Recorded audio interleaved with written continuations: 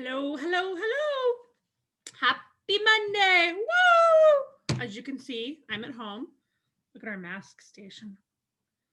Can we have any more masks? Probably. Okie dokie. So today's Monday, the 11th. Hopefully this is our last week of DL. I really want you guys back in school. I miss you. I miss being crazy with you guys in class. I can't stop playing with my hair. Okay, so I'm going to share my screen. So today we are going to be doing our second Who's Who, which looks like this. So this is what the first page looks like. Let me move my little face. This is what the second page looks like. And then of course we have the answer sheet. I knew that dog was going to bark. I knew it. So I'm going to start with number 1, and I'm going to show you how we type that up. So I'm just going to take the clue, and I actually have it on paper right here. So I'm going to go searching under Google. And what my daughter has found out is normally you just have to write the first sentence and the answer will come up. Dynasty. Let's see. And remember, you want to make sure that the picture I provide is the picture that comes up. So maybe not on that one. We might need a little bit more. He ruled for 8 to 9 years. Let's see if that comes up now with somebody. Oh, look, there it is. But let's just keep going because I'm not sure exactly. 8 to 9 years and died at the age of 18 to 19. Oh, there we go. Look at that. And remember what I said. Wikipedia, not great for a lot of things. Something like this, I'm okay with. So I'm going to notice when I look at the picture, it looks like the picture that Miss Morris has on her thing.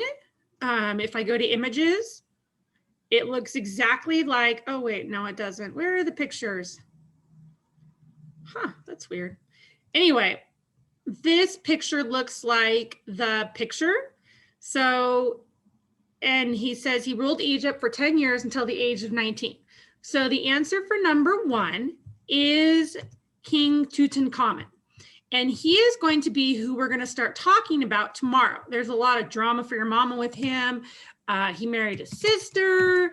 He became king when he was 8. Like it's some craziness. All right, so let's look at number 2. So I gave you number 1. I'm not going to look up the facts. You can do that, but I will tell you who the person is. Number 2, a queen of ancient Egypt and one of the most famous female rulers in history. So I'm going to search for this. It says a queen of ancient Egypt and one of the most famous female rulers in history. I typed it wrong, obviously.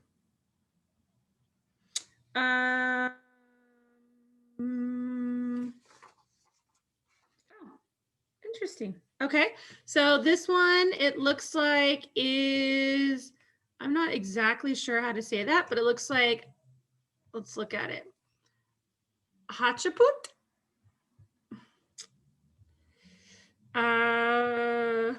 Okay, so number 2 is, so again, I'm going to help you come up with the people. You have to then look up 2 more additional facts about the person. Hold on really quick. I want to see something really quick.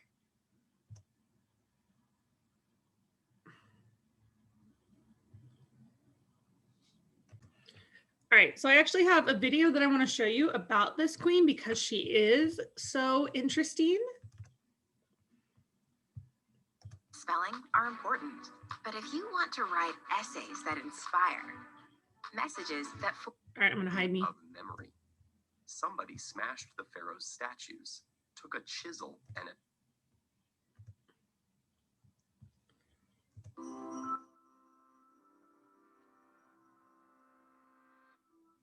3,500 years ago in Egypt, a noble pharaoh was the victim of a violent attack. But the attack was not physical. This royal had been dead for 20 years. The attack was historical, an act of damnatio memoriae, the damnation of memory. Somebody smashed the pharaoh's statues, took a chisel, and attempted to erase the pharaoh's name and image from history. Who was this pharaoh, and what was behind the attack? Here's the key. The pharaoh Hatshepsut was a woman. In the normal course of things, she should never have been pharaoh. Although it was legal for a woman to be a monarch, it disturbed some essential Egyptian beliefs. Firstly, the pharaoh was known as the living embodiment of the male god, Horus.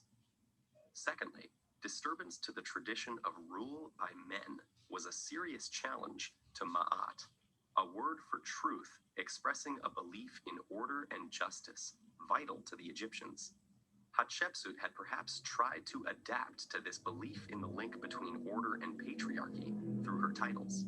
She took the name Ma'at Kare and sometimes referred to herself as Hatshepsu, with a masculine word ending. But apparently, these efforts didn't convince everyone, and perhaps someone erased Hatshepsut's image so that the world would forget the disturbance to Ma'at and Egypt could be balanced again. Hatshepsut, moreover, was not the legitimate heir to the throne, but a regent, a kind of stand-in co-monarch. The Egyptian kingship traditionally passed from father to son. It passed from Thutmose I to his son Thutmose II, Hatshepsut's husband. It should have passed from Thutmose II directly to his son Thutmose III, but Thutmose III was a little boy when his father died. Hatshepsut, the dead pharaoh's chief wife and widow, stepped in to help as her stepson's regent, but ended up ruling beside him as a fully fledged pharaoh. Perhaps Thutmose III was angry about this. Perhaps he was the one who erased her images. It's also possible that someone wanted to dishonor Hatshepsut because she was a bad pharaoh. But the evidence suggests she was actually pretty good. She competently fulfilled the traditional roles of the office. She was a great builder. Her mortuary temple, Djeser Djeseru, was an architectural phenomenon at the time, and is still admired today. She enhanced the economy of Egypt, conducting a very successful trade mission to the distant land of Punt. She had strong religious connections. She even claimed to be the daughter of the state god, Amun. And she had a successful military career, with a Nubian campaign and claims she fought alongside her soldiers in battle. Of course, we have to be careful when we assess the success of Hatshepsut's career, since most of the evidence was written by Hatshepsut herself. She tells her own story in pictures and writing on the walls of her mortuary temple and the red chapel she built for Amun. So who committed the crimes against Hatshepsut's memory? The most popular suspect is her stepson, nephew, and co-ruler, Thutmose III. Did he do it out of anger because she stole his throne? This is unlikely, since the damage wasn't done until 20 years after Hatshepsut died. That's a long time to hold on to anger and then act in a rage. Maybe Thutmose III did it to make his own reign look stronger, but it is most likely that he or someone else erased the images so that people would forget that.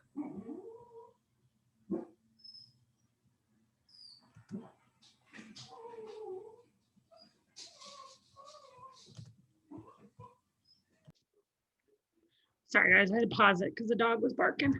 Let's get back to our video.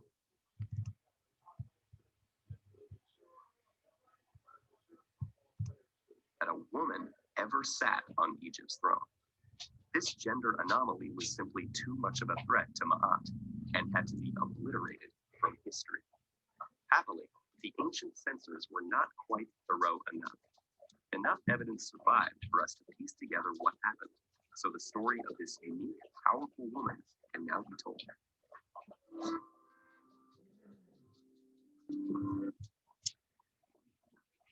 Okay, I'm gonna bring me back if I can. Okay, so that was the story of number 2, Hatshepsut. Oh, sorry guys, my phone's ringing. Okay, so let's go back to number 3 now. All right, let's go back to number 3. And that one says, this queen, honey, I'm recording, I'm sorry, this queen was the great royal wife of the, Andrew, I'm recording, Egyptian pharaoh Akhenaten.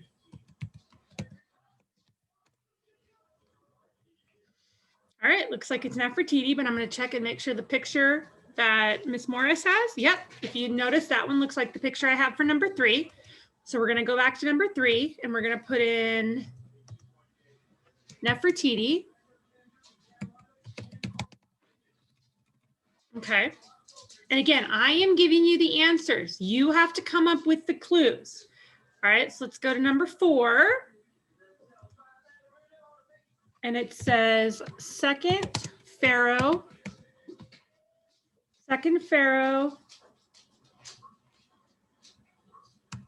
of the 4th dynasty. Let's see if it comes up. Does that look like the picture? Oh my gosh, it does. That's King Khufu. Again, I don't know how to say these, my friends. All right, so we have Khufu. All right, so 4 down, 4 to go. Let's look up the next one. And again, I am finding the answers. You must find 2 additional facts. Okay, got my little paper. Although credited, I'm looking at number 5, as an ancient pharaoh who is known for uniting Upper and Lower Egypt. Let's see what we got. Oh, look, looks like the pic. Well, it doesn't look like the picture, but if I go down, I'm seeing if it's Menes, because that's what Google, it does look like the picture that Miss Morris has shown us. So this one is Menes. And he actually, there used to be an Upper and Lower Egypt, and he united them into one Egypt. Okay. All right, we're almost done. Look at that. I mean, I'm almost done. Then you have to find 2 more facts, but I'm making it easy for you. The sun god of ancient Egypt. There it is. Amun, the god of sun and air. But wait, here it is. The Egyptian deity of the sun. So it's going to be actually Ra, because he is just the god. A deity is another word for God. So he is simply the god of the sun. So number 6 is Ra. All right, let's look at number 7. Lilo. I'm going to kill that dog. I swear to Lordy. Chief architect who built the famous step pyramid. Oh, look, it already comes up. Oh, looks like the picture. So there we got for number 7, Imhotep. If you want, you could be really impressive and look up what the step pyramid is. All right, last one. Last one, our important people of ancient Egypt. Diesel. Diesel. Diesel. Seriously, don't get dogs. All right. Ancient. Stop it. Stop, Diesel. This is why I don't do my videos at home. Pharao. Egyptian of the 3rd dynasty. during the old, remember I talked about the different periods and stuff during the Old Kingdom. Yep, there it is, just like the picture. So we have number 4. So I have done a lot of the hard work for you. So now what you have to do is, let's say we're going to start with number 1. You have to look up, let's say, King Tut. You could even make it easy and go King Tut facts. And you can put any facts you want as long as I haven't put them in the clue. So for example, your King Tut facts cannot say anything about he was the 12th king of the 18th dynasty. He ruled for 8 to 9 years. He died at the age of 18 to 19. He wanted to restore the old Egyptian ways so that the gods would look favorably on Egypt. Quick background story. When his dad became Pharaoh, he decided there was only one God that people were going to worship, and he got rid of all the other gods. People didn't really like that so much. They got a little upset.